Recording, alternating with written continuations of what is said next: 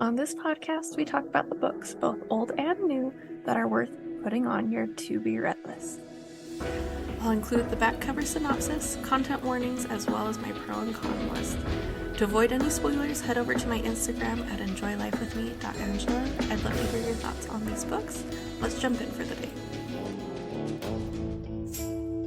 Today we're going to be talking about Flames of the Fire by Rebecca Lange, which is a standalone. The back cover synopsis says, "She was a fierce Spitfire and would protect her family with her life. Her heart raced and she kept staring at the burning building before her. Pure panic caused her heart to beat faster and Joy ran closer, yelling her sister's name. She heard a toddler crying somewhere, and after what seemed like forever, her sister's voice. Joy's heart sank. Alice was still in the house. Where was her sister's husband? Why had the house caught fire? One look was enough, and it wouldn't take long before the entire building collapsed." So this is a multiple point of view Western suspense. The intimacy is probably moderately high. There are shirtless men, low descript makeouts, desire, and a fade to black ending. Now, side note, that has nothing to do with it, but when I was typing up my notes and I went to type fade to black, it autocorrected to fade to blush, and I just thought it was really funny. Not that anyone cares, but I thought it was hilarious. Anyways, language once there was all hell broke loose, but that was the only time. Violence was moderate because there was a lot of it, but it was also low description. So there's that, as well as potential trigger warnings. So here we go. There's arson, murder, attempted murder, domestic violence, lying and manipulation, alcoholism, and infidelity. So there's a lot of them in this one. It is a suspense, so there tends to be more. There were two cons that I had while reading.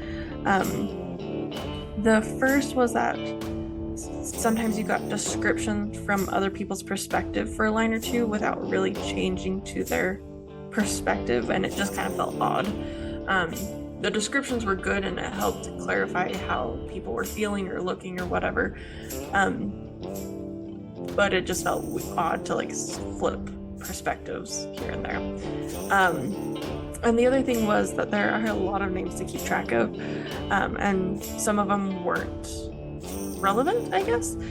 So at one point she meets some Native American Indians and you get all of their names, but you never see them again. So I didn't need to remember all those people's names. I assume the point she was making with that was that they were given American names because of all that was going on in the West at that point. And it was sad and bad, and I like that she made a point of that, but it was also do I have to remember these people's names or not, kind of a thing. Names are hard for me in general, and so in books I'm I only need to know names of people that I am going to see later on in the book. So I understood why she put that in for the names, to make a point of history, but also for those of us that are do I need to keep track of these people? No, you don't. On the pro side, first of all, Joy's clumsiness made me giggle, and it made me feel a whole lot better about how ungraceful I am.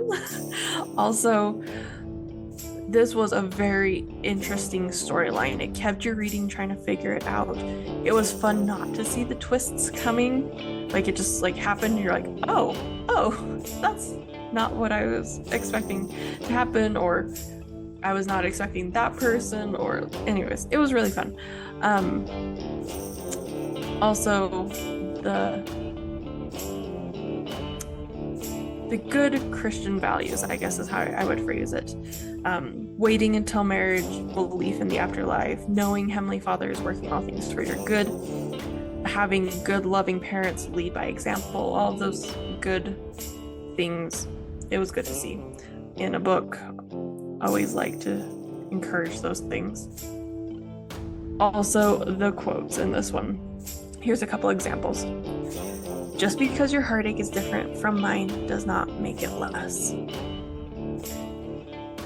Stop blaming everyone around you for everything and start being responsible for your own actions.